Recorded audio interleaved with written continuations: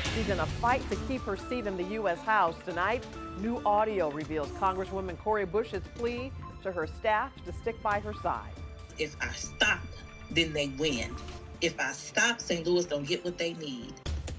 It is leaked audio you will only hear on 5 on Your Side. Good evening, everyone. I'm Kelly Jackson. And I'm Mike Bush. The recording from January is from inside Congresswoman Cori Bush's office.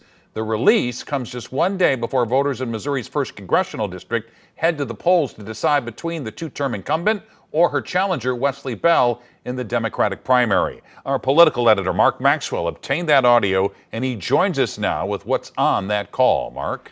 What you're about to hear is Congresswoman Cori Bush confessing to her inner circle. People might think it's a little messed up, in her words, that she paid her husband with campaign funds. And you'll hear her pleading with them to stick by her side as the Department of Justice opens a criminal investigation into those payments. The history-making moment that we are in the middle of, do we run from it because it's tough, because they're throwing all of this stuff at us? Or do we push through and walk through it and come out on the other side victorious for the people who need us the most? Congresswoman Cori Bush insisted to her staff her campaign's payments to her husband were not illegal after the Office of Congressional Ethics dismissed one complaint. But that did not stop the DOJ from picking it up, too, because they had already received back in August or July, whenever that article came out, that person not only reached out to the House, they also reached out to the DOJ and all of these other groups. And so that's where the DOJ one comes from. She acknowledged the Justice Department complaint came in the summer of 2023, but suggested she was under fire for comments she wouldn't make for another 2 months in October. There are people who are very, very angry with us. Powerful people who are angry with us because we said ceasefire.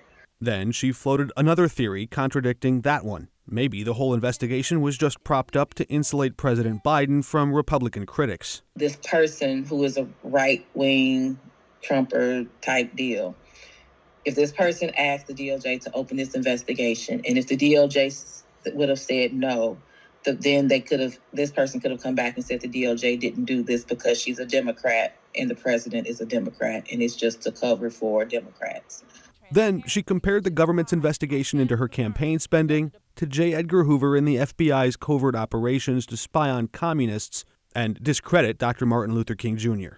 Just remember, think about how many folks was actually with Dr. King when Dr. King was doing all the things that he was doing.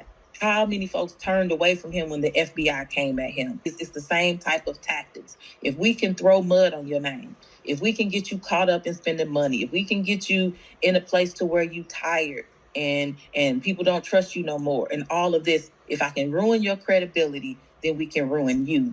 And then you no longer will be in that seat, and we can put who we want there. Those efforts to keep staff on board were ultimately unsuccessful. 3 more staffers left Bush's office in the last 6 weeks alone. She's now down to just 1 staffer on her legislative team, and her office is not actively hiring any replacements. Also, a quick note on the timing of this report. So close to the election tomorrow, the Washington Post was first to report on the existence of this audio this morning. We obtained a copy just today and ultimately made the decision that it was in the public interest and that holding on to it until after the election would only be a disservice to voters.